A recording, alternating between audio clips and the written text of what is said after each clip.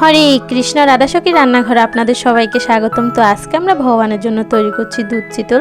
তো কিভাবে খুব সহজে পারফেক্ট দুধ চিতল তৈরি করা যায় তাই এখানে দেখানো হবে। তো এখানে আমি নিয়েছি 1 লিটার গরুর দুধ। তো দুধটাকে কিন্তু আমি আধা লিটার করে ফেলবো। তো আমি দুধটাকে খুব ভালোভাবে জাল করে নেব।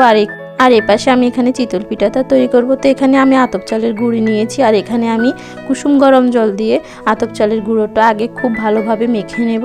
খুব ভালোভাবে মাখা হয়ে গেলে এখানে আমি দিয়ে দেব পরিমাণ মতো আবারও কুসুম গরম জল।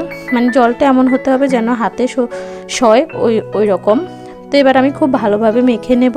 আর আমি কিন্তু এখানে একটু হালকা চিনি দিয়েছি, আর লবণ ব্যবহার করব না যেহেতু দুধ চিতল হবে। আর এখানে আমি দিয়ে দিয়েছি 1 মুঠোর মতো নারকেল কোড়া।